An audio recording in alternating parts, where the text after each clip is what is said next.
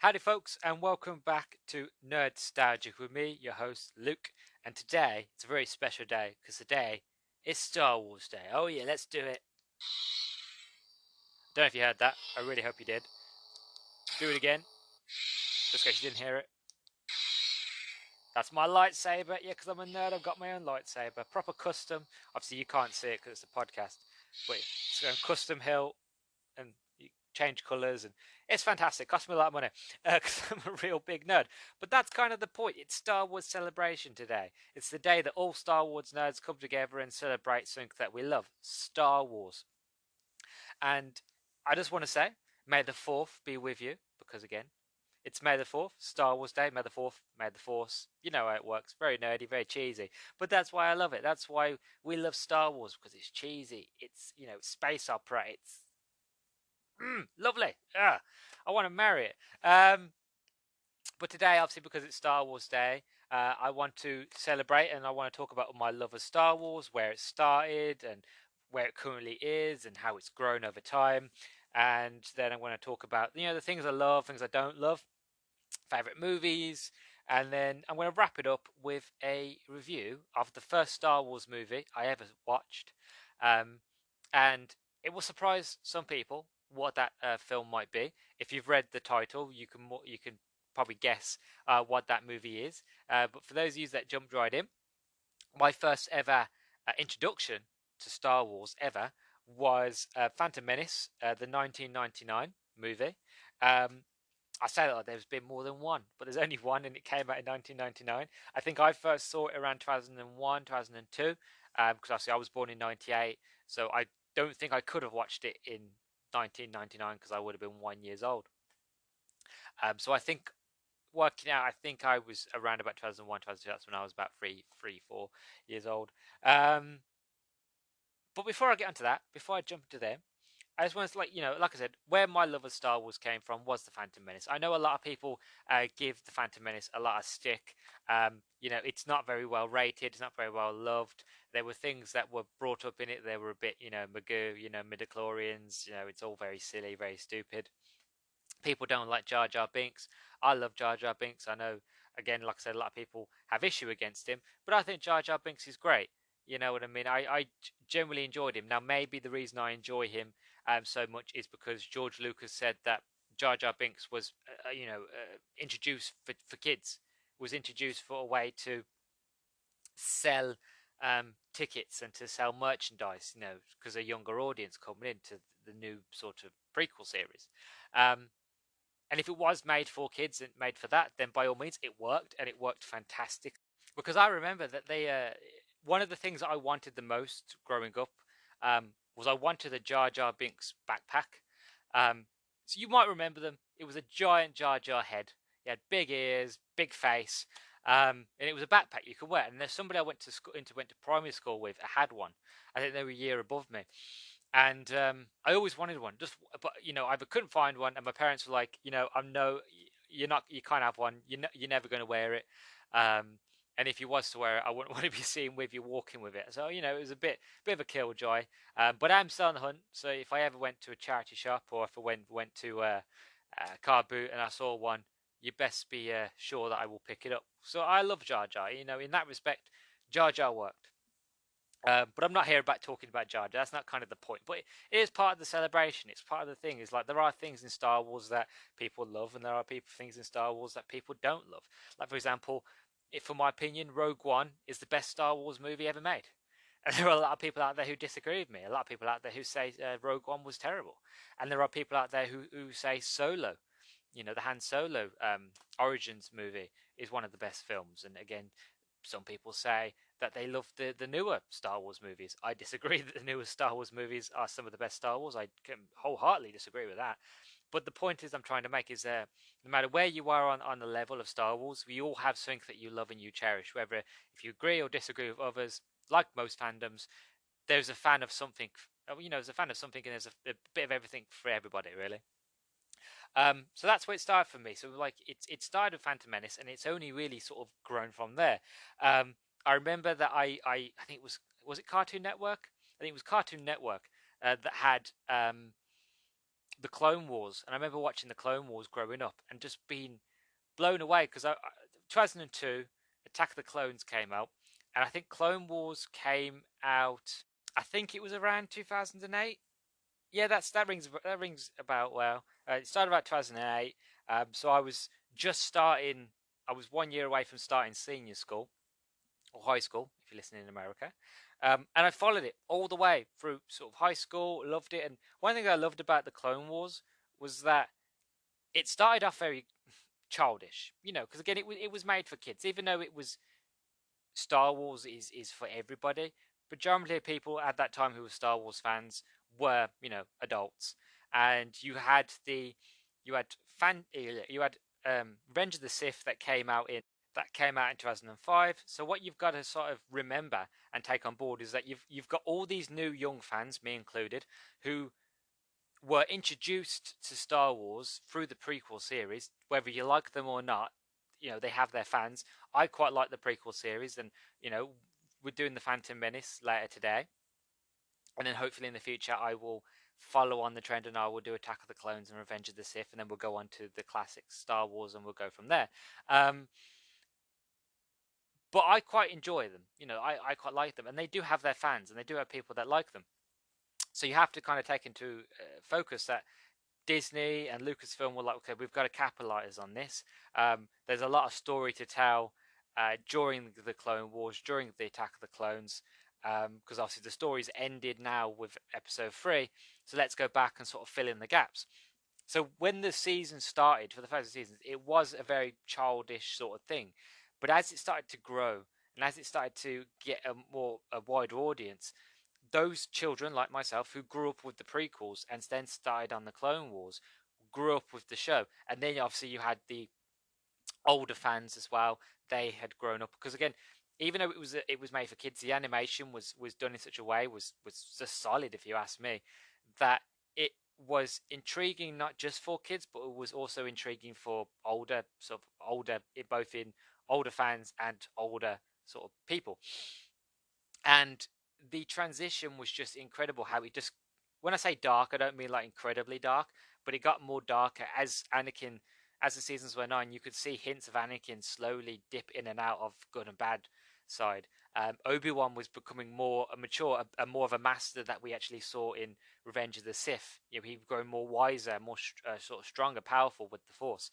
And then we got Ahsoka, introduction to Ahsoka. I will admit, when we first meet Ahsoka, I hated her. She was annoying. And I'm not the only one. There are a lot of Star Wars fans out there who generally disliked Ahsoka at first because she was annoying. But again, as the seasons went on and as they knew what to do with her and as they started giving her her own episodes and really evolving the character, Ahsoka became her own thing, and to a point where everybody loves Ahsoka. I love Ahsoka. When she appears in Rebels and when she appears in The Mandalorian and then Boba Fett, it's one of them things where you have to sit there and squeal like a kid and be like, look, you know what I mean? You can't help not sort of get all giddy when you see her, because that's kind of a part, because we no longer have Obi-Wan up until the point of where Ahsoka is in The Mandalorian. Obi-Wan is gone, so apart from Luke and Leia, we don't really have any major connection to Anakin anymore. Like even with Luke and Leia is the fact of they might be his kids, but they never really sort of knew him. You know what I mean? They just know him as Darth Vader, as the enemy. They never known him as dad. Whereas Ahsoka knew him as Annie, and Anakin knew her as Snips. You know what I mean? Master and apprentice. So that connection to them is that kind of, for a lot of us older fans, is that connection of us like taking us back to the Clone Wars, taking us back to the days before things went rotten. You know what I mean? The days of when Anakin was still a Jedi Knight, and for us younger fans and for the older sort of fans as well, it's just a lovely sort of callback. It feels good. It feels like a warm coat. It's nice. And eventually, I remember when the show ended on such a cliffhanger, and then I remember when Disney announced that they were going to finish off the season with one more big season on Disney Plus. I got so excited. And it does. It ends fantastically. Again, I know spoilers. Like I would love to get into Clone Wars. Again, maybe one day I will go season by season of Clone Wars because it's a great show. I recommend it to everybody. Like especially if you're a Star Wars hardcore fan, you need to watch the Clone Wars because it's just incredible. Especially with when you meet the clones as well, Rex, and all that. Absolutely incredible. Love them all. But moving on from that, when that show finished, it was Rebels. I can't remember when Rebels started. To be honest, I think Rebels started about. Hold on, let me rack my sort of Star Wars side of my brain. I think it was that. Hold on. Yeah, it was 2014. Rebels started. Only ran for 4 seasons, sadly. Ends on a cliffhanger, incredible cliffhanger. But Rebels took, like again, Rebels was hard for me to get into because I didn't like the animation style. That's what kind of put me off of Rebels. But once I could get over the animation style that they went with, um, again, just like Clone Wars, Rebels became its own thing, and it went again from being for kids to being very sort of, well, when I say dark, I don't mean incredibly dark. I just mean it went in a direction where it got darker, it got more mature.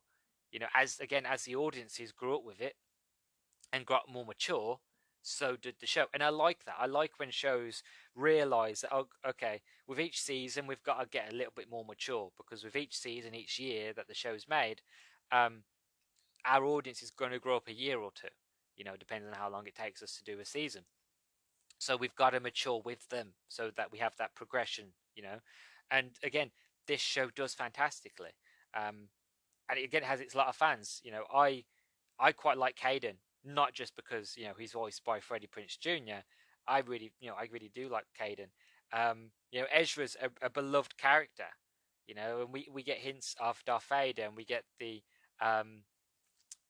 what they call now the Night Sisters.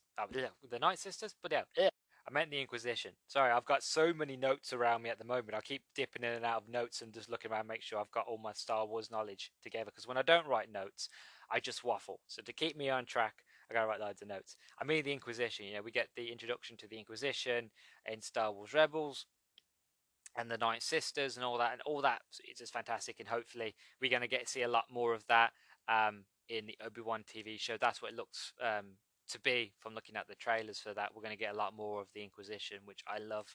And one of the things that I didn't mention, which I want to sort of touch on quickly before I move on, is Darth Maul.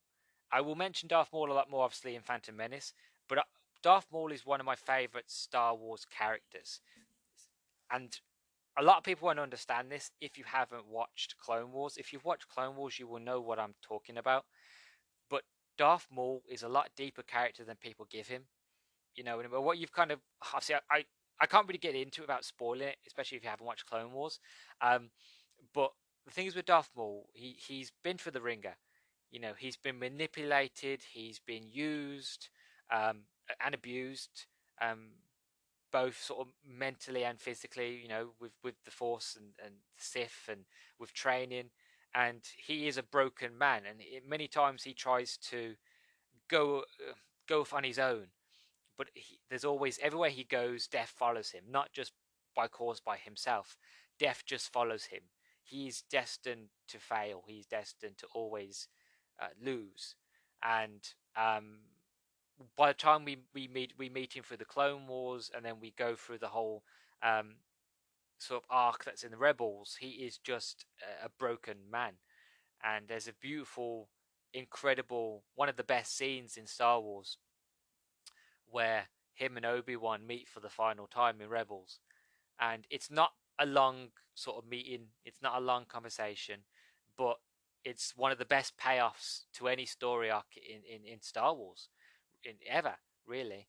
But it's only a payoff that you get if you watch not just the live action movies, but you watched all of Clone Wars, you watched all of Rebels, and you get to that point and you see his arc where he goes, and you actually you see the character, and eventually gets to the point where you're like, okay, that felt right. It just works.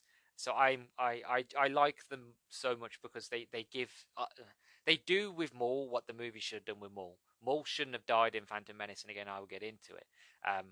But Maul should have lived on, and I think that they realized that, so they brought him back for the animation, and they did with him what they should have done with the live action movies. They kept him around, and he became his own character, not just a standout. Because for a lot of people, Darth Maul is just the bad guy in the first movie, and that's it. Again, it's another reason why I recommend people to watch the Clone Wars series, because the introduction to who Darth Maul is, as well as all introduction to like the Mandalorians and so on and so forth. But to Darth Maul, it's for that alone, is worth the price of admission, if you ask me. Anyway, so that's the animated shows. Obviously, I'm a gamer as well, so of course I'm going to be playing the video games. I'm going to be embracing as many of them as I can. Some of my favourites, that obviously I could mention them all, but obviously I want to sort of save as much time for the big review at the end. So I listed down some of my favourites. First of all, number one of my favourite sort of Star Wars games ever is Lego Star Wars. Again, you might think that's a bit strange. You've got the Republic Commandos, and you've got Jedi Fallen Order, Force Awakens, and the Knights of the Old Republic and all this. Like, why would you choose Lego Star Wars to be your favorite? It's because it's Lego. It's silly. Yes, again, it's that thing of like, yeah, it's made for kids, but until you play it, you actually realize it's actually more than just a kids game. You know what I mean? Don't just look at it because it's Lego. Look at it for what it does. You know what I mean? I haven't as of yet played the remastered Lego game. That's on the list. But the reason I haven't jumped out and bought it, mainly because the honest truth, I've got loads of games to complete, and I don't really want to buy any more until I've sort of completed them. But also, it's down to the fact of I've played nearly every Lego Star Wars game. I think you had Lego Star Wars 1 that came out on the PlayStation 2. Because I had it on the PlayStation 2, but I had Lego Star Wars 2, which was which was a retelling of the original movies, and I think the first Star Wars Lego games, I think it might have been on PlayStation 1. I can't remember, but I remember them being obviously the prequel movies, but again, it wasn't the prequel movies, it was just the first Star Wars game, Phantom Menace, in Lego form, and then after they did the rest sort of as the trilogy went on. My introduction was like PlayStation 2, and I played the Lego game Lego Star Wars 2, which was absolutely incredible. And actually, I forgot to mention, after I watched Phantom Menace, I wanted more Star Wars. I wanted loads of more Star Wars, and my dad, actually, again, it was episode 1. I was only like 3-4 years old, so I didn't know that there was anything before. This, far as I know, this was brand new. This was the first Alpha and Omega. There was nothing before it. And then my dad sort of introduced me again through video, because I've still got the original sort of video of the first 3 Star Wars movies, and I love I've kept them mainly for collector's sake, mainly because you can't get them; they're quite rare, and the covers are just gorgeous. But I remember my dad was like, "Well, we've got all these other Star Wars movies," and I remember watching those, and obviously that was the introduction to Luke and Han Solo and Leia, and those for a long time were basically what I used to go back to while I was waiting for the next sort of prequel movie. Again, like I said, I enjoy the prequel films, and I enjoyed the classics as well. I know they have their detractors, but I love them both. But it was nice coming back to the gaming side. It was nice to play the Lego games. It was nice to get the Legos and just play with them and be silly, but also retell those stories and just have a ball. So for that, I have to say that Lego games are my favorite all-out Star Wars games. And if you haven't played them, I highly recommend going out and buying the remaster collection and just playing through all of them. I think the remaster collection has them all. I think it might even have the Clone Wars one, because they did a Clone Wars game, which obviously tied in with the show, which brought in Ahsoka and all that. So I think the remaster has that. So by all means, jump into the remaster if you can get it. It's on Switch and Xbox and PlayStation and even on PC. I'm selling it. There you go. That's a bit of ad placement. There you go. Go buy the new Lego Star Wars game. If you haven't tried it, highly recommend it. My second favourite, Jedi Fallen Order. Hands down, Jedi Fallen Order. Jedi Fallen Order was the game that we all always wanted. We got it during the original Xbox days. One of the things that I miss about the original Xbox days was the fact of Star Wars games were out the wazoo. Like, there was never a moment where you didn't have a Star Wars game. A Star Wars game was always out. You know, from Bounty Hunter to Jedi Training, Jedi Academy, and you had Republic Commando. The list goes on. You know, Knights of the Old Republic 1 and 2. There was always a Star Wars game on the original sort of Xbox. And then for some reason, it just slowed down to the point of where you just hardly got them. And it was the only really Star Wars games you got was just Lego and The Force Unleashed, which I'll get onto that one in a minute. Which again, Force Unleashed is a great game, but it slowed down to how many Star Wars games we got. And we wanted a proper Star Wars game. Unfortunately, and again, we got it with Force Unleashed, but we wanted a proper Jedi full-on sort of story where you actually feel to be a Jedi. You're not just a Jedi with sort of powers and that you're a badass and you just swing a lightsaber around. You want a game that has a bit more skill. Jedi Fallen Order is that game. You know, a lot of people said it was Dark Souls but with lightsabers, and I agree. You know, I'm not a very big I'm not a very big Dark Souls fan. I don't like games like that. But with this game, obviously because it was Star Wars, I jumped in and I played it at the harder difficulties. And I won't lie, this game is difficult when you play at harder difficulties. You have to, you know, you can't just get in there slap happy with your lightsaber, vroom, vroom, vroom, vroom, vroom, that's it. You have to, you got to, even on the most basic of enemies, you've got to, like, if they're going to blast you, you've got to deflect it. You know, and if they've got their own sort of weapon, like a shock baton themselves, you've got to, you know, dodge it, hit them, you know, you got to parry it. You can't just go in and hit because you're going to die. You've got to, especially in this game where you get swarmed with you get swarmed with stormtroopers, different types and variations of troopers as well, from long distance to close combat, and some that fly. You've got to sort of be strategic, and sometimes it would help, and that's what I love about the game. You can avoid combat altogether. There's routes around having to avoid combat, especially on the harder difficulties. You want to do that to avoid it. And the story was great. I loved Cal, and they're making a sequel, and I'm really excited to see what that sequel will be. But as a Star Wars game, and as a story and mechanics, is one of the best Star Wars games that's been made in a very long time. And I am over the moon and happy to see that they're making a sequel. I can't wait to see what they do with it. Hopefully, we haven't got E3 this year, but I do hope that EA comes out and they talk a bit more about it. Maybe even give a teaser trailer or some concept art, just to kind of tell us where we're going really with this journey. Is Cal going to be the playable character in the second one, or is it going to be somebody else? Or will it be the fact of you get to make your own Jedi in the second one? Who knows? But I'm just really excited. I was just happy to have a ginger Jedi. I know it sounds silly, but just have a ginger Jedi, a ginger nut as a Jedi. It was nice, and I can say that because I'm ginger. Okay, it was just nice to have somebody who was ginger as a Jedi. Especially with playing it as I'm being a ginger guy. Like, even though it wasn't my face, because obviously the way you play the game, you play it from behind Cal, and just seeing his ginger head bop up and down. For me, I could just feel like, yeah, that's me. I'm that character. I don't need no character creator. That's me, because that's how my hair looks on the back. You know, so that's me. So I had a small little silly little moment with there.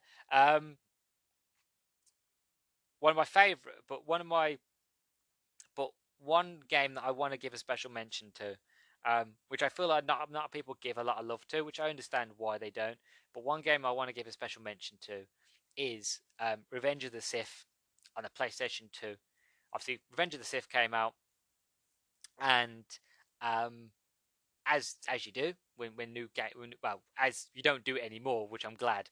But there was always a franchise game, so a new movie came out in a franchise, a video game always came with them, and you know, as expected, Star Wars had their games, and the Revenge of the Sith game came out. I remember I got it on PlayStation 2, and what I love about this game was the fact that it was like an RPG. You could play the game normally for the story, and you can upgrade your force powers, and you can upgrade your lightsaber to be more powerful. You know, your push and your pull has a lot more damage.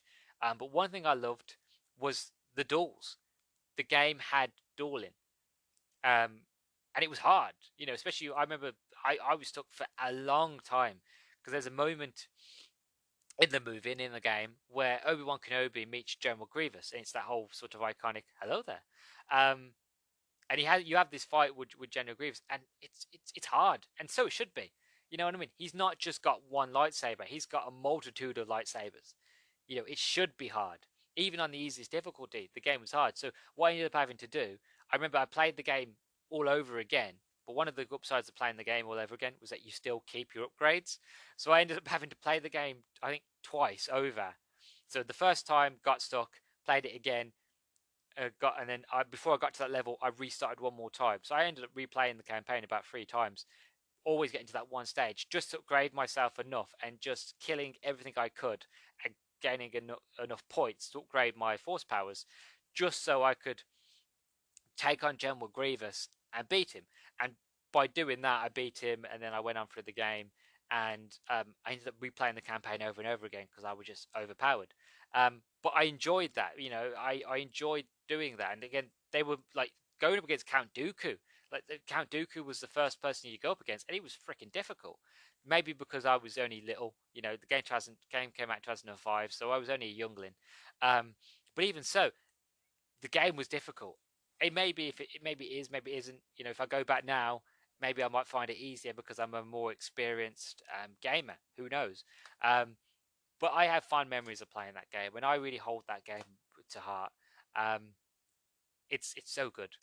Generally, like I unless you've got a PlayStation 2 lying about and you've got an Xbox, there's potentiality that you probably can't go back and play it.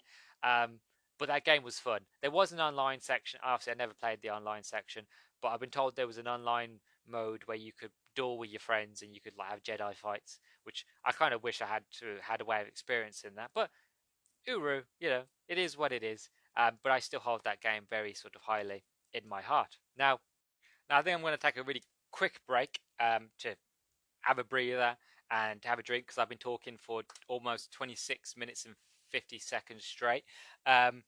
Finish off after the break talking about the books, and then when I come back, we'll deep dive into Phantom Menace. So I'll see you in a bit.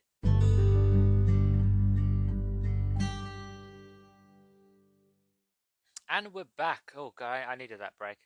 It wasn't that long a break. I just, sat there, did a bit of stretches, because I'm sitting here, and you surprise me when you sit here for a while, your back just tend to get a bit, creaky, and your arms start to hurt. But I had a nice stretch, had a drink of water, rearranged my notes a bit, and we're back. So to end it off, this small little bit of section, because it's not going to be very long. This section isn't going to be. It's going to be about the books, my favorite books. One of the things, again, I love about Star Wars is the multimedia. Like it's more than just the movies. Again, you have the animation, you've got the video games, but also one thing I love, like you've got the books as well. There are comic books, which I'll be honest, I haven't read any of the comic books. That's something that I want to do, but I haven't really got around to them. But there are a ton of books, so many. One of the things with Star Wars, it's been going on that long that you've got what they call canon and legends, right? So to break it down to you, legends are basically everything that came before Disney. So legends are the books that started during the years of the first 3 movies all the way up till about when, like I said, when Disney took over, which I think was 2011, 2012. I can't remember. But before Disney took over, these are the books that are legends. So you've got, for example, Thrawn. For example, Thrawn is a legend character, and what then Disney did, they came in and they basically said, okay, so this is the storyline that we want to tell. This is the chronological sort of Star Wars world that we want to create. Everything that doesn't fit that structure gets retconned, gets gone, gets put into legends. So what they ended up doing was they've kind of streamlined it, and everything that they do from then on, from then taking the Star Wars license, is quote unquote canon. And if they want, then they might dip into the legends and take characters out. So, example, like I said, Thrawn, for example. Thrawn was a character from Legends. He showed up in a lot of the books. I haven't read any of the Legends books. I do actually want to go back and read the original Thrawn books because I love Thrawn. But Thrawn was a character in Legends, and they then took him from there, and then they've stuck him into the main series. So there are characters that is from the Legends series from the pre-Disney era of Star Wars that are being nitpicked, taken out here and there, having their stories changed somewhat, and then put into main canon. Because there are, like I said, there are a lot of fan favorites in those legend stories, but obviously Disney wants to keep their sort of vision of Star Wars, their vision of Star Wars. So again, there are differences to how, what's the word I'm looking for? Um, there is a word. The synergy. You know, they want their world to be the way it is. They don't want it to be the way George Lucas and all the other writers painted it to be. You know what I mean? But they'll happily nitpick here and there. It's silly, but I understand why they did it. You know, they want to make money. At the end of the day, it's called business, not friends. What has it go again? It's not friend business. It's business or something like that. It's basically the quote saying, you know, it's all about making money. It's not about friendship and, you know, wanting to do everything for the best. It's all about making money, and the best way you make money is sort of synergy, is one streamlined story. But the point I'm trying to make is the fact, even though I trailed off there, is that they're always writing new books. There are always new media out in the so quote unquote Disney canon. I'll be honest, I can't keep up with it. I'm slowly making my way through the chronologically in order of the Disney canon, because I want to make my way through them, and then once I've made through them, I'll come back and do the legends. One of the things that's annoying me though is that as you follow the legends, as you follow the Disney canon for Star Wars, they're constantly writing new books. So, for example, so originally, when I started reading them, the start of the Disney canon was Dooku Jedi Lost, right? Then after that, it was Master and Apprentice, and then it was Phantom Menace. And I thought, that's all right. I can, read those two, and I can make my way up. Then Disney announced their High Republic era books, so they are now the beginning. So now you've got Star Wars: The High Republic, Light of the Jedi, Into the Dark, and The Rising Storm, and Out of the Shadows, as well as, so you've got those, as well as you've also got their those are your adult ones, and then you've got your YA books, and then you've got your preschool ones, for younger kids. Which I won't read the preschool ones. I might read the YA, but I'll mostly stick with the adult ones. But so there's so much lore there. So now I'm having to stop what I'm doing and thinking about going back. But the problem is I can't go back because I read Dooku, then I read Master and Apprentice, but then now that they've just announced that they're now doing a sole Padawan story for Obi-Wan Kenobi, so now I've got to go back on myself because that slots in between Dooku and Master and Apprentice. And then they put Queen's Peril, which is the beginnings of Queen Amidala. That is now after Master and Apprentice, before Phantom Menace. So now I've got to, after I finish Padawan, I've now got to jump forwards to do Queen's Peril. Then I can read the Phantom Menace book. Then I have to read Queen's Shadow. Then it's Attack of the Clones. Then you got Brotherhood, The Clone Wars, A Queen's Hope, Dark Disciple, Revenge of the Sith, Catalyst, A Rogue One story, Chaos Rising, Greater Good, Lesser Evil. Those three were all Thrawn origin story books. Then you got Ahsoka, Lords of the Sith, Tarkin, Most Wanted, Star Wars, A Solo Story, Rebel Rising, Thrawn, A New Dawn, Lost Stars, Twilight Company, Leia Princess of Alderaan, Thrawn Alliance, Thrawn Treason, Rogue One, A Star Wars Story, Star Wars A New Hope, Star Wars from a Certain Point of View, Inferno Squad, Heir to the Jedi, Dr. Alpha, The Empire Strikes Back, Star Wars from a Certain Point of View, The Empire Strikes Back, Revenge of the Jedi, Return of the Jedi, Alphabet Squadron, Aftermath, Shadowfall, Life Debt, Victory Price, Emperor's End, The Last Shot, Han Solo Lando Story, Poe Dameron, Freefall, Shadow of the Sith, Bloodline, Force Collector, Phasma. At this point, once we get to Phasma, even though I've just listed loads, we've only just got to the brand new Star Wars movies, right? So now, The Force Awakens, Black Spice, The Last Jedi, Canto Bight, Resistance Reborn, A Crash of Fate, and The Rise of Skywalker. And more likely, there will be more in between here and there, and there will be probably more than likely will be books after The Rise of Skywalker. And they're doing more books in the High Republic. So I can't keep up. I generally can't. I'm a quick reader, But I have other books that need my attention. I have other series that need my attention. I don't have the time and luxury to sit here and read nothing but Star Wars. I wish I did, but I don't.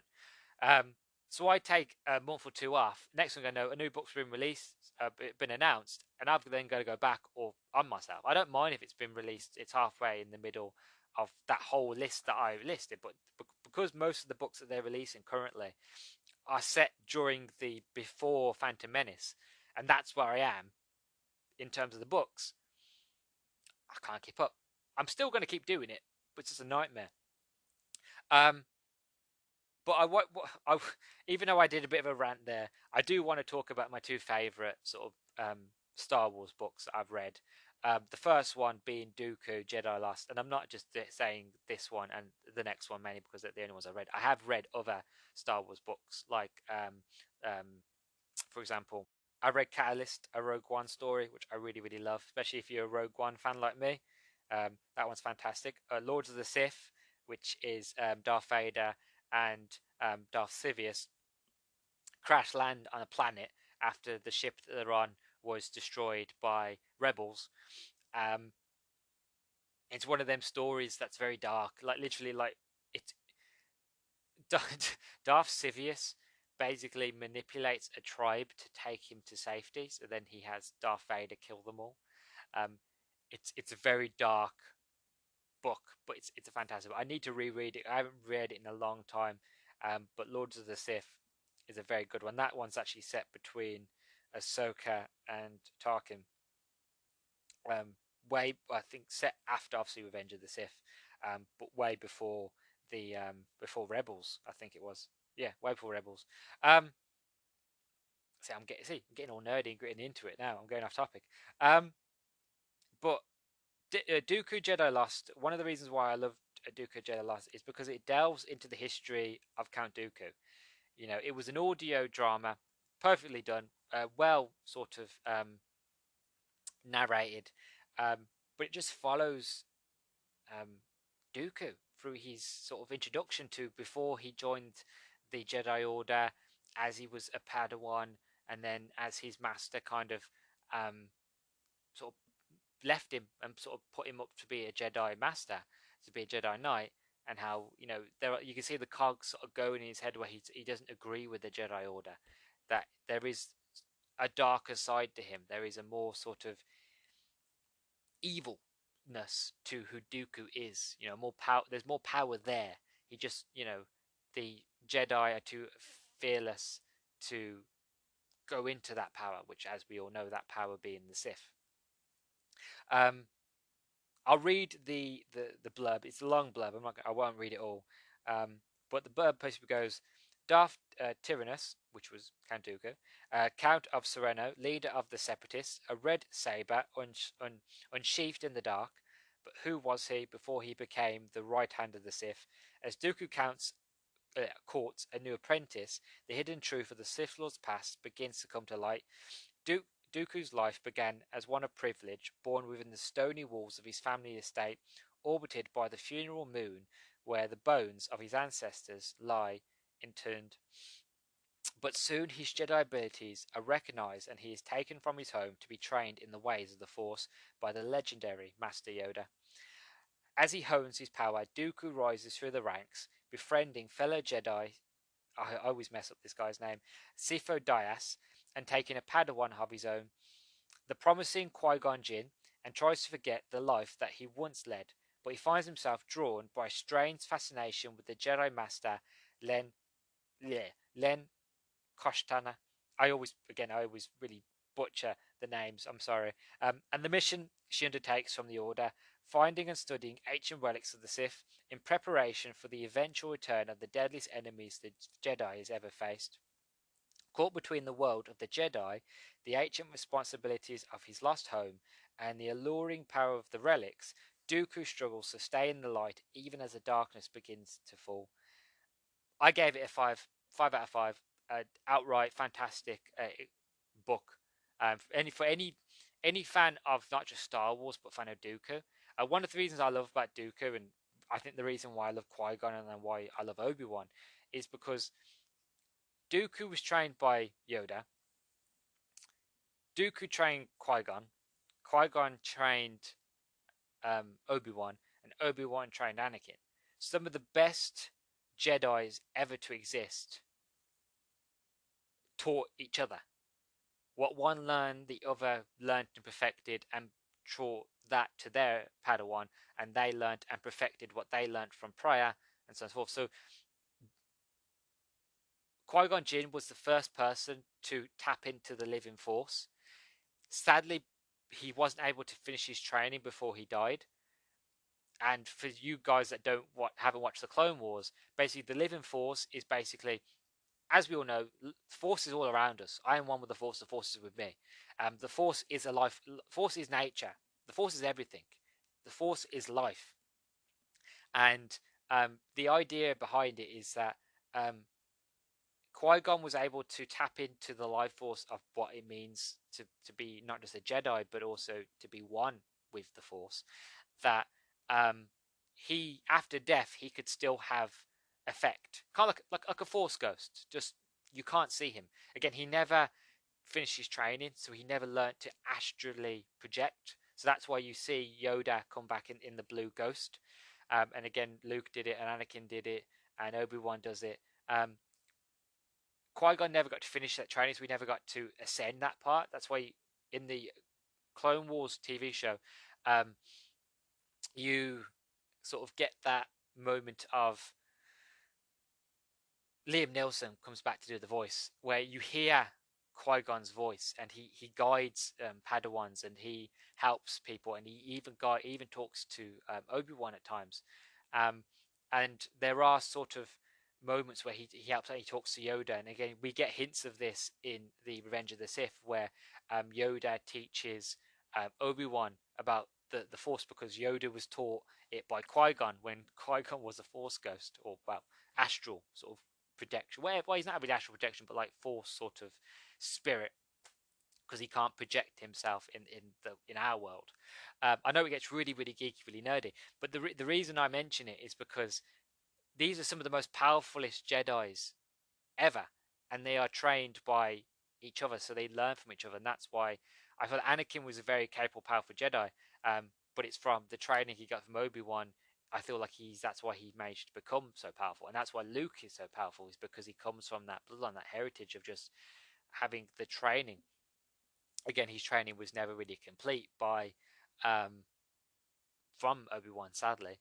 But even George Lucas has said, and I think it's canon. I think Luke is the most powerful Force user ever. Don't quote me on that. I'm sure that's what George Lucas said. I'm sure George Lucas said that Luke is the most powerful Force user ever. But I'm not sure. Obviously, don't quote me on that. But I just love getting to know more about Dooku. I just love learning more about him. So that's one of my favorites. Again, my second favorite is Master and Apprentice. Again, I love Qui-Gon. I love Obi-Wan. I love their dynamic.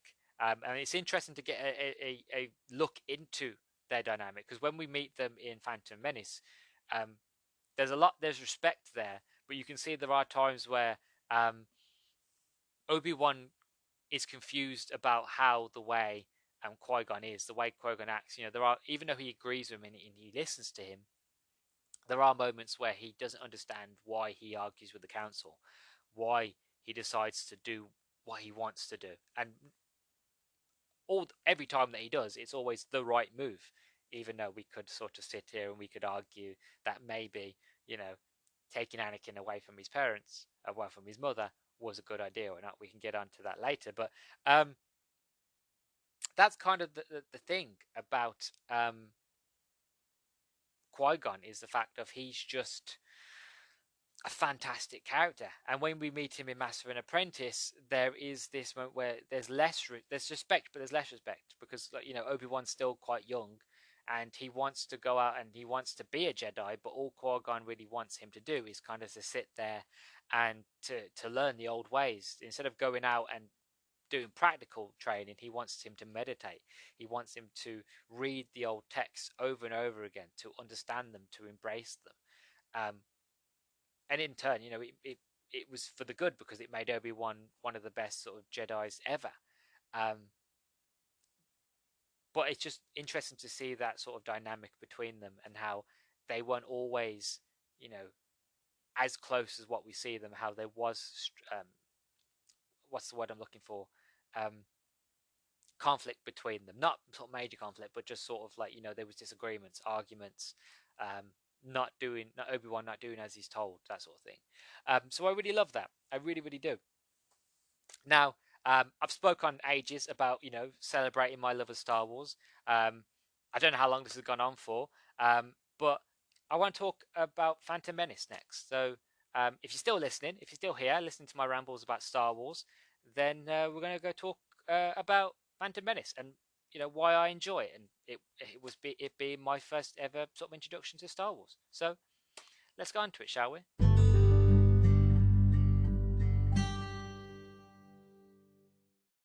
Right, let's get into it, folks. The moment all been waiting for. You've been listening all this time. Phantom Menace, right? Let's get into it. Phantom Menace, 1999. I didn't watch it in 1999. Like I said, I think I watched it 2001, 2002, around about the time the second episode 2 came out, Attack of the Clones. Like I said, I love this movie. I love everything about it. Like I said, maybe I like it because of the rose-tinted glasses. That because I watched it at such a young age, and it was the reason why I'm such a huge Star Wars fan now, and why I have so much Star Wars memorabilia around me, and why I'm such a big fan. Maybe that's why I like it so much, and because I hadn't watched the original Star Wars movies, I hadn't grown up with them and read the books and so on and so forth. Again, maybe that is why I love this film so much. But one thing I found going back and watching it yesterday in preparation for recording was that there are things in it that are silly. There are certain scenes and the way it was shot, like, just small little nitpicks where I was like, okay, that's a bit silly, that's not needed. And I've made loads of notes, and I'll get into those parts as we go along. But generally, there were just parts where I had to sit there and just sort of laugh, like this part's good, but this part wasn't needed. So anyway, we start off with, as you get, the big sort of title sort of screen that comes in. Star Wars sets the scene, really gets you in the mood. And now we're in the Trade Federation. We're going to have the trade meeting between Qui-Gon Jinn and Obi-Wan, sent in to basically have a discussion to kind of stop this blockade around Naboo. Now, for anybody wondering, a bit of trivia for you for Star Wars. I didn't know this myself. I was actually told this by a friend of mine who's read, again, all the books. And he told me that the reason that there was a blockade around Naboo is because Naboo is rich in plasma generation. They produce plasma for the galaxy, and that's what the dispute is about. That, if I remember correctly from what my friend told me, that the Nabooians wanted a better deal for the plasma with the Trade Federation, and that the Trade Federation basically didn't agree with it. So Naboo basically said that they were going to stop sort of production, and that they weren't going to trade it, and that's why the blockade was. I think that's what my friend said. It's been a while since he told me, but yeah, this whole sort of Trade Federation, this whole block started because of the lack of plasma, that the Nabooians weren't going to produce it anymore. So that's what this whole Star Wars war sort of started. How it began, really. A bit of trivia for you there. So the notes that I've got, obviously I ain't going to do a full play-by-play of the movie because it's like a 2 hours 17 long movie. So I'm just going to give my notes of each sort of major scene in it, and then we're going to go from there. So the trade meetings, they meet up. Qui-Gon Jinn and Obi-Wan are a fantastic duo. I really like sort of the chemistry that Ewan McGregor and Liam Neeson has. I would love more Liam Neeson. I would love a Star Wars prequel Disney Plus episode solely based on Qui-Gon. I would love that. And I think Liam Neeson said that he'd happily come back in Star Wars. I don't know how they would do it, but I'm here for it, whatever they decide to do, because I feel like we need and deserve a lot more Qui-Gon. The movie's aged quite well. Not everything. Some parts, like the CGI is good, and other parts it's quite blurry and quite silly. There's one moment, like for example, during where they have their meeting where they fight all the droids, destroy them, and they run down a corridor, and it's worse than anything I've ever seen, like from the DC or the CW. And the reason I bring that up because they have quite sort of bad sort of CGI. But they have this moment where like they run down this corridor and it's like a blur and it's meant to represent that they've ran really quickly and it just looks terrible, like waves on the screen. It's horrible. So some parts have aged well, some parts haven't. I understand these probably are the upscaled versions, and as I got on with the movie I realized there were certain scenes that were added in because that's what George Lucas liked to do. George Lucas, as technology got better and as sort of CGI and digital sort of stuff got better, he would re-release the Star Wars movies but with new additions, with new scenes and new graphics and digital effects. And I've noticed that there are certain things that weren't in the video version that I originally watched when the movie came out. So they're always changing, which I don't mind. A lot of fans don't like it. I don't mind it so much, but again, certain things that are added in were a bit like, you could just tell that they were superimposed in, that they weren't originally there or they weren't originally added. So again, it's aged well, but some things just don't work and some things do. I love the droids. Every time what I love about the Separatists is I just love the droids. The Raja Raja. It's silly. It's stupid. And one thing I did find about this movie, that this movie was very kiddie. You could tell this was very much not just Jar Jar, but there were very much many moments in this where things were done and added for children to sell toys, to sell merchandise. I'm no guarantee. Like, I know that's what George Lucas pretty much said for Jar Jar. I don't know if it would be the same for everything else, but I would assume that if he was going to make a character like Jar Jar to sell products and for kids and for so on and so forth, it wouldn't surprise me if he would do, other things in the films like Pod Race and so on and so forth for kids.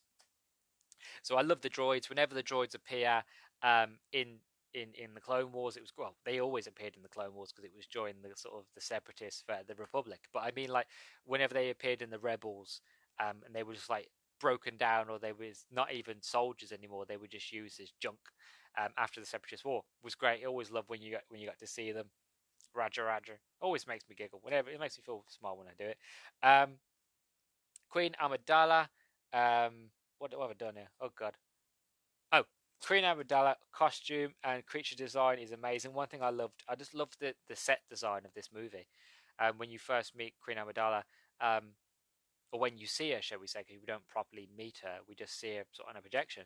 I love the design that they went to, and they kind of went away from it in the second and third film, but I just love the design of her dress and of her outfits, and I love the creature design of the head of the Federation, and again I just love the designs of the Gungans and everything, all the other alien races. That's what I love about Star Wars. I just love the different designs. Like, it's one of those where it's like, this is a universe, this is a galaxy, there are tons of different sort of species of alien.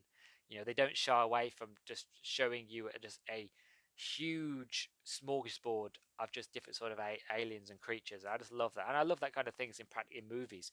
Granted, they haven't aged so good. There are certain parts in with the creature designs where you can tell, oh god, that's bad. But again, late 90s, early 2000s, big budget, but they did the best they could with what they had, so you can't really judge it for what it is. So that's the trade meeting, and then you got the Battle of Naboo, the Federation Army, the war that started it all. The battle for Naboo has begun. You get your first introduction to Jar Jar. Like I said, I love Jar Jar Binks. I think it's fantastic. Oh, Misa, very happy. I'm not going to try. I don't do the best Jar Jar, really. I'm not going to full on go into it. But there were moments where I was just like, oh, gooba fish, big gooba fish. Oh, Misa, die down here. It's, it's not that good, but, it makes me laugh, makes me giggle. What I love about this movie, how not just Jar Jar, but you can just tell there are many moments where Qui-Gon is just fed up of Jar Jar's shit. You know what I mean? From he first meets him to the very last sort of confrontation that they have, you can just tell that Qui-Gon is just, from the first meeting, is just done with his shit already. And you get that a lot. It's not just with Jar Jar. There are many moments in this movie where you just see Qui-Gon roll his eyes like, I'm just done with this shit, but I just put up with it because I have to, because I'm a Jedi Knight. one of my favorite. I had to write down this quote, where basically Qui-Gon says to him like, "Are you actually like intelligent? You know, is there anything actually to you?" And Jar Jar basically goes, "Well, me, you know, you hear me? Like, I speak." And then I wrote down the quote. He goes, "Your ability to speak does not prove intelligence." I just thought that was really sassy and really cool. I love that sort of little moment for a Qui-Gon where it was like, you could just tell that at this point, like, I just stop following me, like, go away. You know, I'm fed up with you already. Like, I wish I didn't save your life. I wish I just let it ruin you over, but I'm a Jedi and you got in my way, so technically, you know, I didn't save your life. We both fell over each other.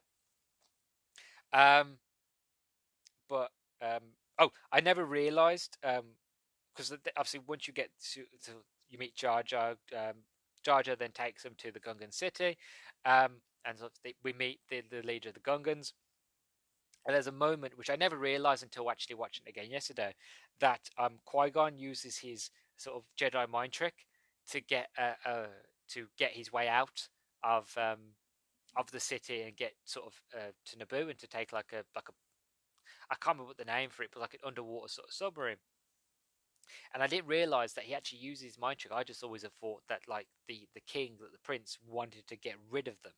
So it's just the fact of, oh, just okay, here you go, take it, leave. You know, it was, I realized, maybe because it was done on wider screen. I don't know, or maybe because I wasn't paying attention that much. But you just, you know, it's just small little tiny, like, if you blink, if you miss it, it's at the bottom of the screen. Just a small little, you can see his fingers sort of just move slowly at the bottom of the screen where he just waves at him.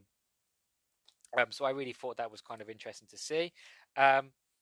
More of Qui-Gon jump with Jar Jar shit as they're in the pod where, you know, Jar Jar's freaking out, and sort of like Qui-Gon's just relax, chill out, you know, puts his hand on him, and Qui-Gon, Jar Jar passes out, and like even like Obi-Wan looks at him because I think you've overdone it a bit.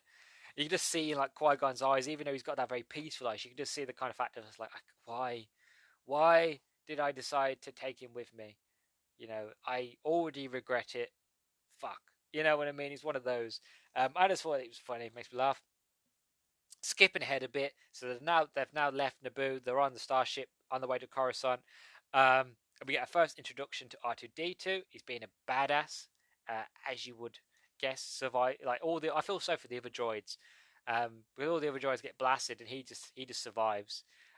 Which of course he does, because, you know, nostalgia. That's one of the things. It's member berries. You know, introduction to R2D2, which this whole movie is member berries. If you watch this film, it's all member berries. It's like, you remember Obi-Wan? You remember Obi-Wan? You like Obi-Wan? This is Obi-Wan when he was young.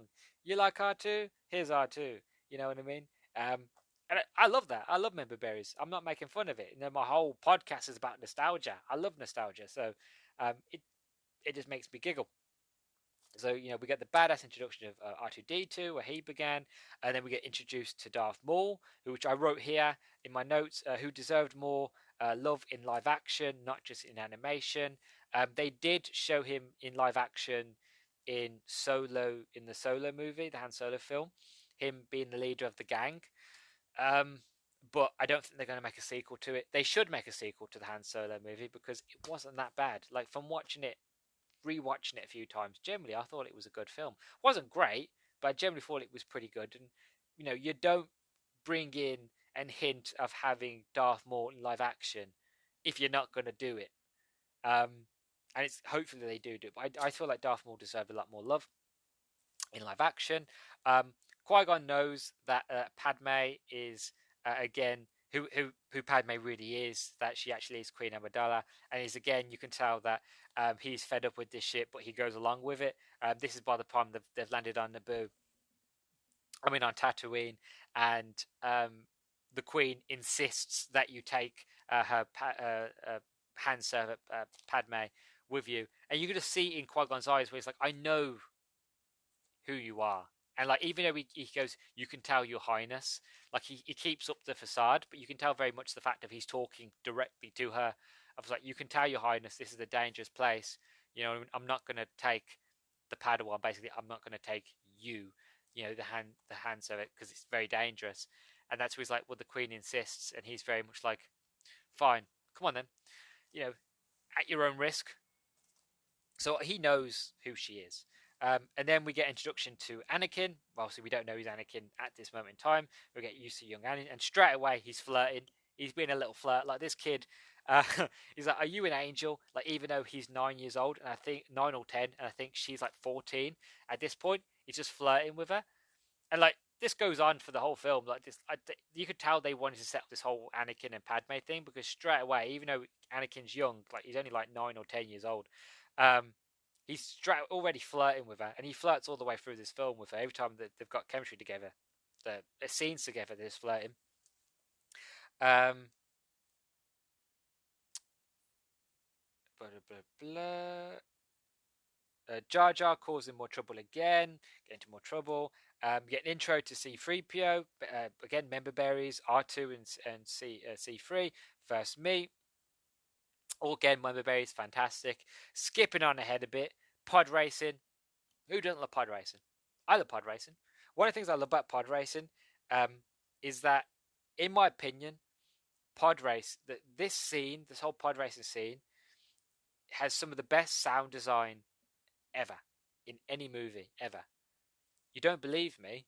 Go on Disney Plus, put Phantom Menace on, skip to the pod racing, close your eyes, and listen. Right, the sound design is so well done that even with your eyes closed, you can tell what's happening. You can tell what's happening every time a pod turns left or right. You can hear it. You can feel it in yourself. Whenever a pod goes fast or slows down, you can feel it. You can hear it.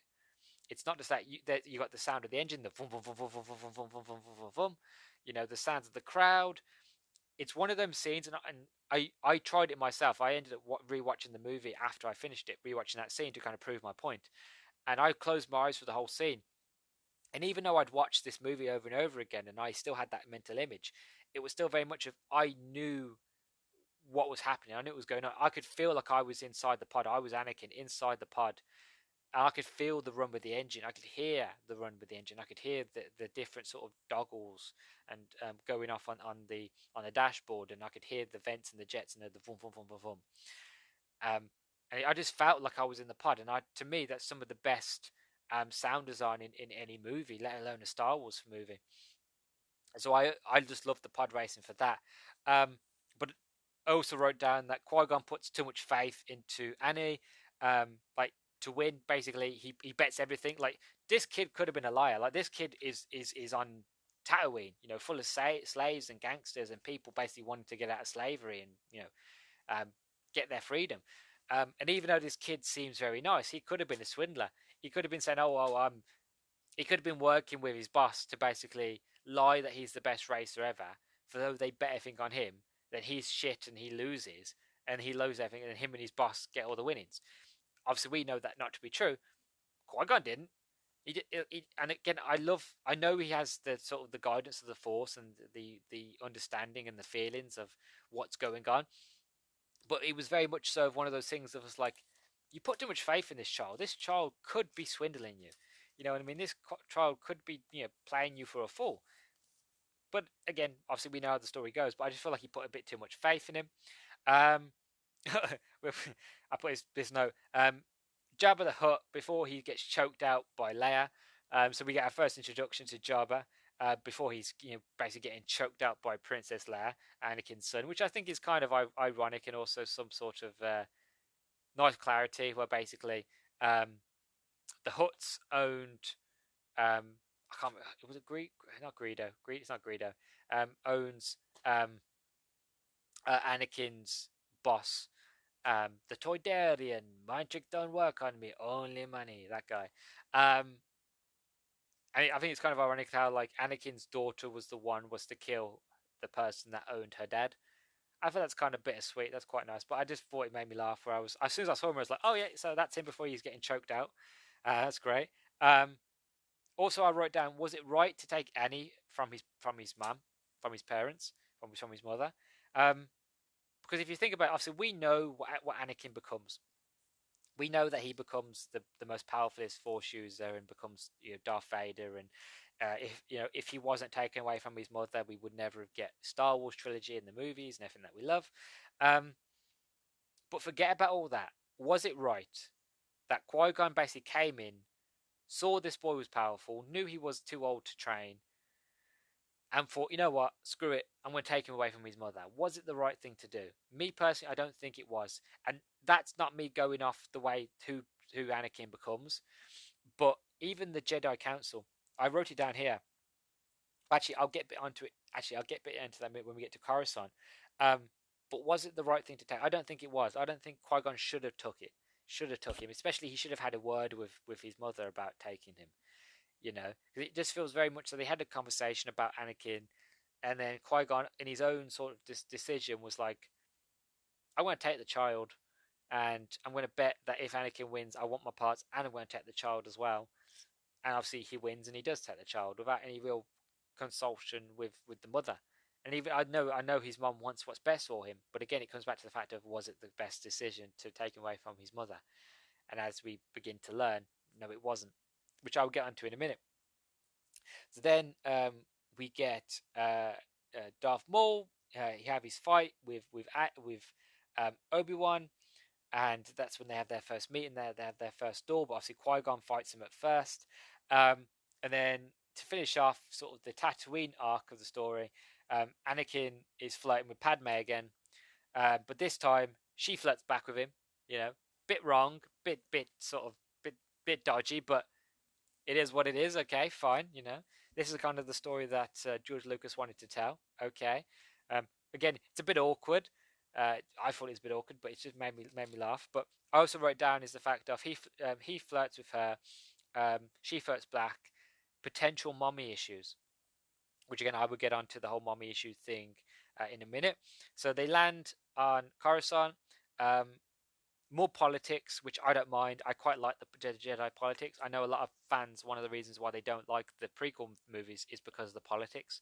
I quite like it because to me it makes sense. Maybe because I'm dyslexic or anything like that, but like maybe because I just see things differently to others. But to me it just makes sense that the fact of, granted it's Star Wars, we're meant to have a war, but to start a war, you know, where there's war, there's politics.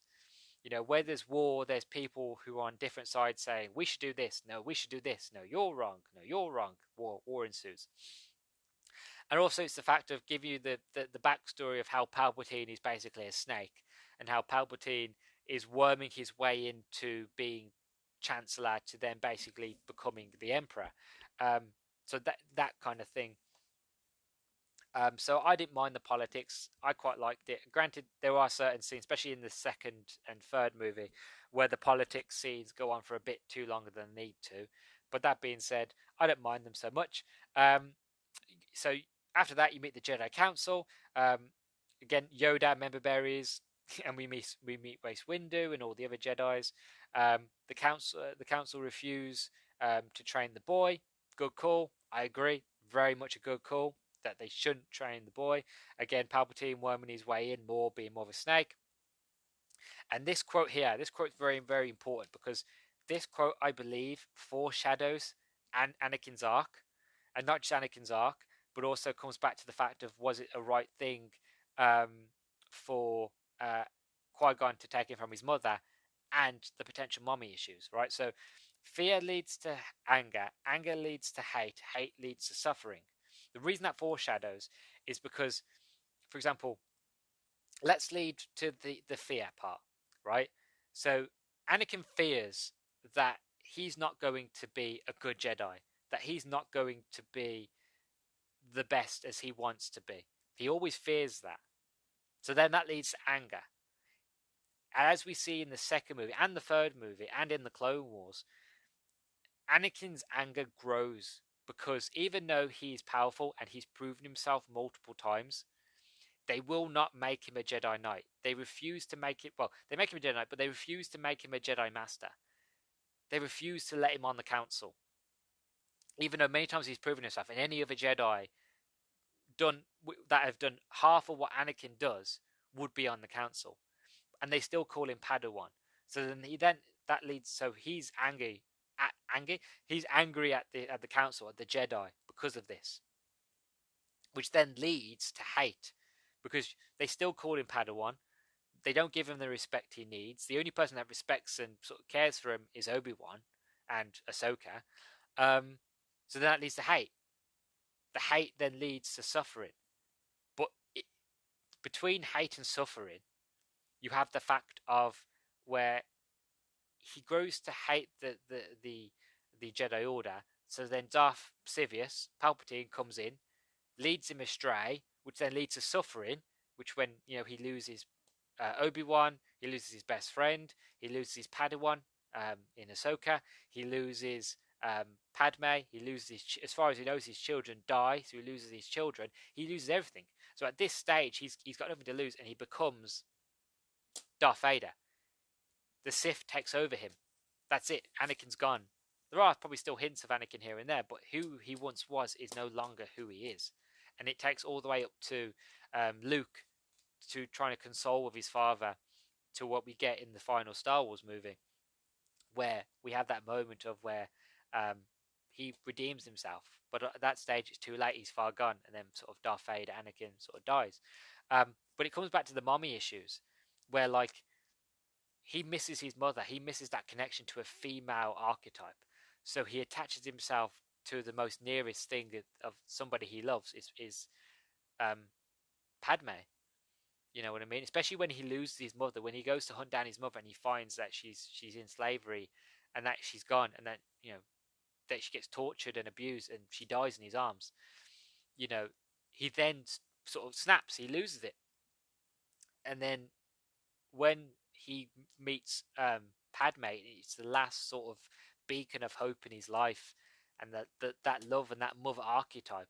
And then when he feels like she's betrayed him and that she's against him, and within doing so, he basically force chokes her, and well, she doesn't die straight away, but eventually leads to her death. Then that comes back to the fact of he's now lost all the women that the female mother archetype in his life. He's now lost it. That's it. He's lost, and again that leads him to the dark side. So again, it comes back to the fact of, was it a good call originally by the council not to train him, because the fear leads to anger leads to hate leads to suffering, the whole foreshadowing of Anakin's arc and why Anakin becomes Darth Vader. Was it a good call? Yes.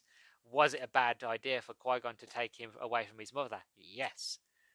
This is why Padawans are trained from such a young age, from birth, because then they have no attachment to no mother archetype, no parents, no parental archetypes. All they know is the Jedi Order. So then that leads them down the path of hopefully being a Jedi instead of having that confliction. But I could get into the whole Jedi and explain why the whole Jedi Order as it is not very good or quite healthy. But that's not the point I'm trying to get at. That's for a different topic and a different discussion itself. The point I'm trying to get into is the fact of it wasn't a good idea for the Jedi to go back on their original claim and agree to train Anakin, especially when Qui-Gon died. When Qui-Gon passed, then they should have said, no, we won't train him. We won't allow Obi-Wan to train him. That's what they should have said. What they would have done with him after that, I don't know. But I think that's kind of interesting. That was a small little thing that I noticed that I kind of made a lot more sense. And then finally, midichlorians are stupid. Midichlorians are very, very stupid. I had to write that on the notes. So we're back on Naboo after we've had that sort of dealing with Coruscant and all of that. So now we're back on Naboo. The Gungan army. One of my favourite moments from this whole sort of film is this scene where the Gungans are walking out of the fog.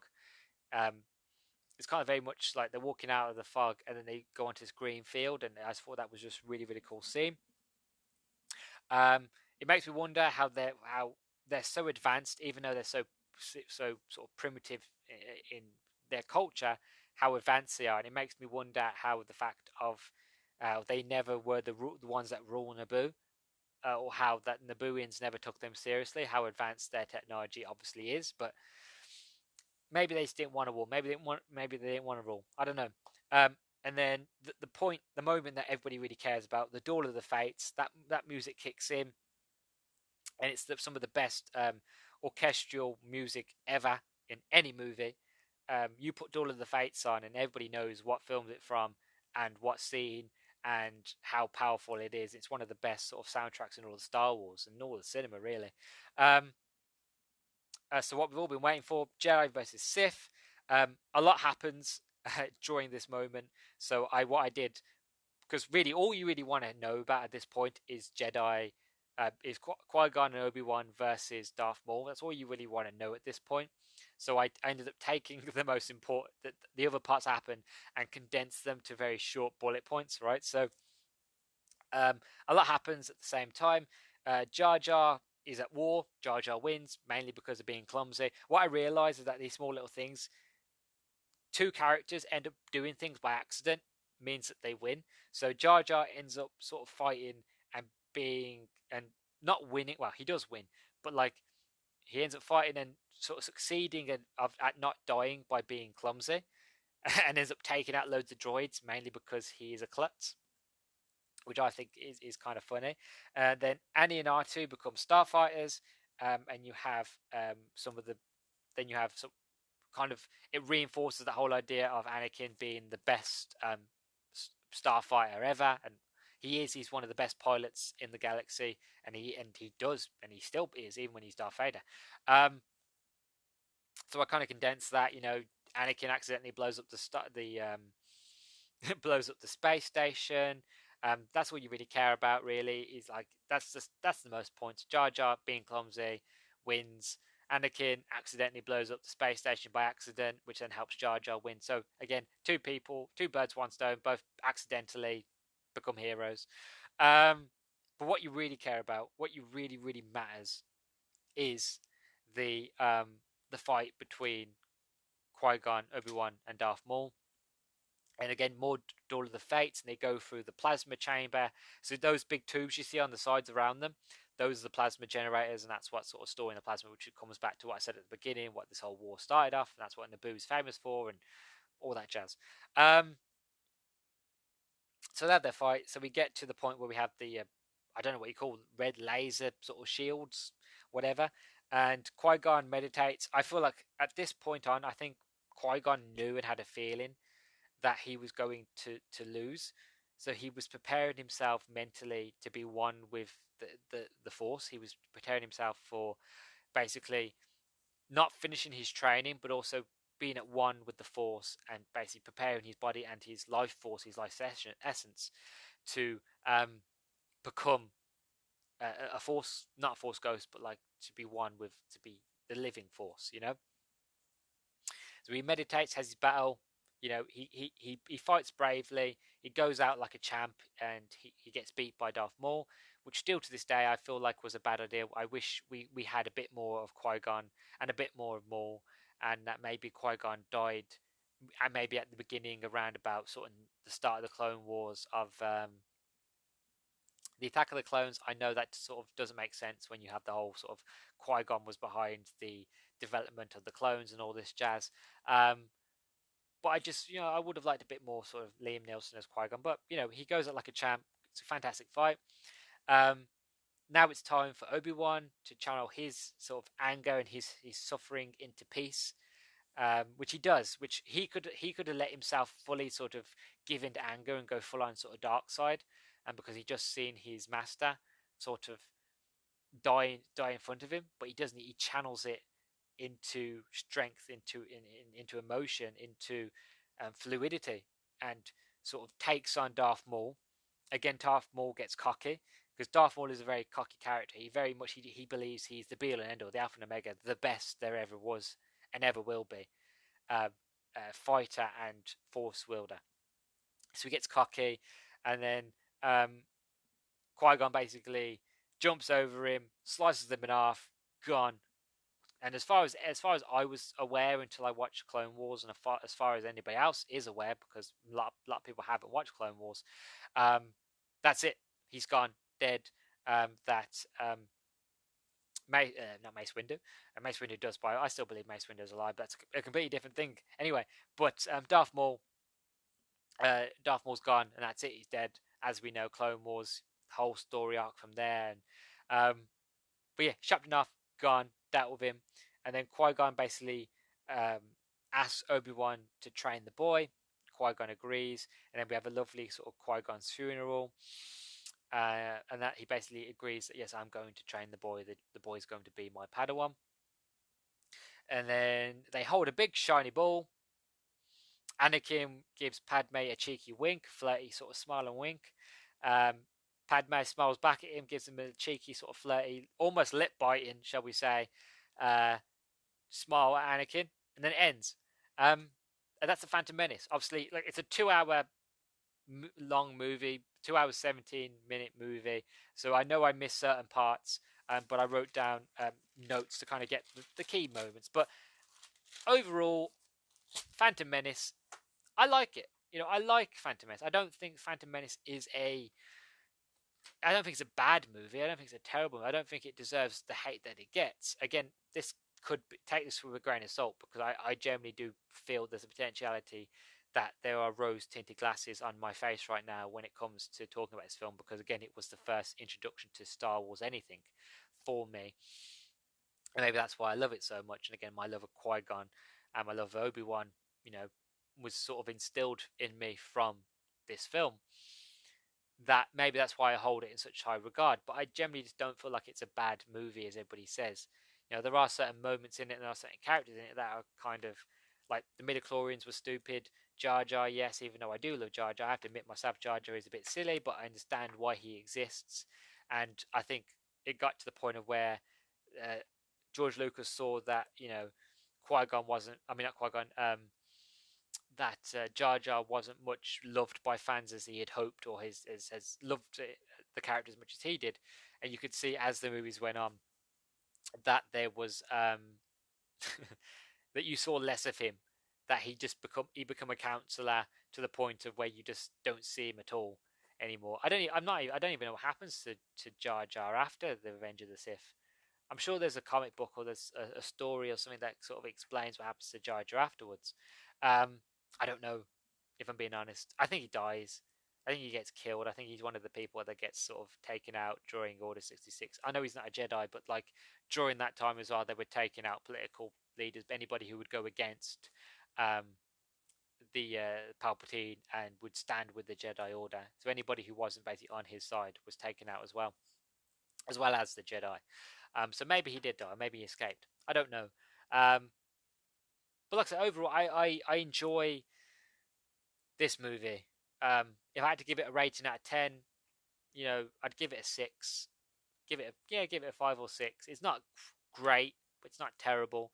Pod racing is really, really good. Qui-Gon and Obi-Wan, sort of a highlights for me.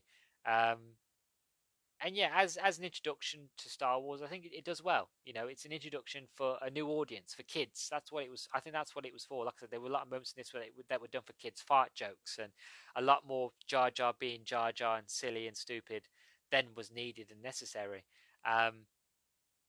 But again, once you understand as to it was meant to be for a new audience, to get kids interested in Star Wars and to sell merchandise and to sell tickets and so on and so forth, to get bums on seats, then I think it kind of makes a lot more sense. And I think, love it or hate it, I think you can appreciate it for what it was doing and what it was, and also trying to continue the story by not continuing the story by telling what happened before in a prequel sense, if that makes sense. But yeah, overall, I loved it. I really, really did. So that's Phantom Menace. So yeah, let's wrap it up, shall we? This has gone on for quite long, 37 minutes, talking about Phantom Menace. Who knew? So let's wrap this up, shall we?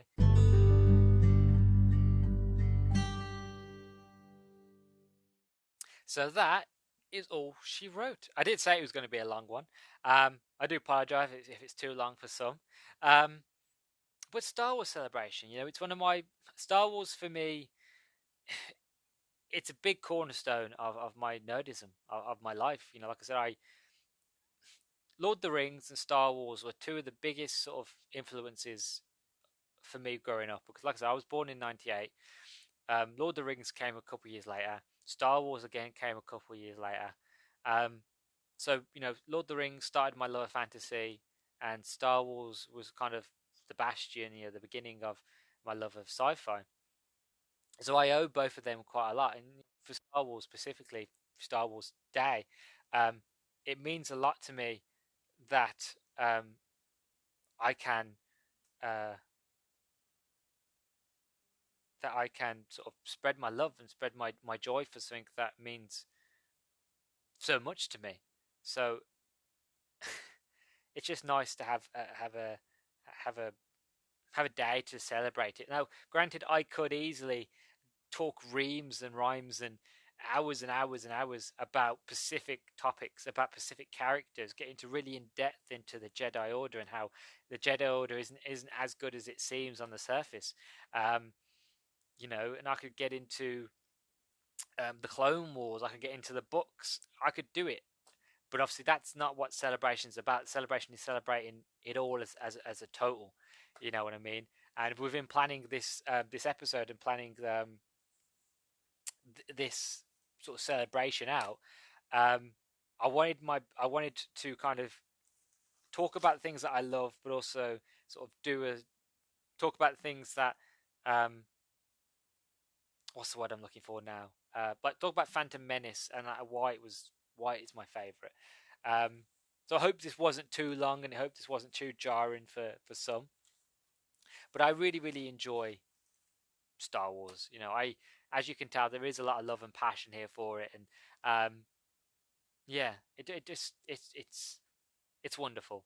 One day I'll get around to talking about Rogue One and trying my best to explain to everybody why I feel like Rogue One is the best, and I mean it when I say it, the best, BEST, exclamation mark, underline, the best Star Wars movie ever, and basically why more people should watch it. More people should give it love, because whenever it's on TV, it's a real treat for me. But that will come later on. Now I've started with Phantom Menace. I'm going to do Attack of the Clones, Revenge of the Sith, and we're going to work our way up chronologically through them. And then maybe one day I'll sit down and I'll rewatch Clone Wars, and again we'll do Clone Wars season by season. Same with Rebels.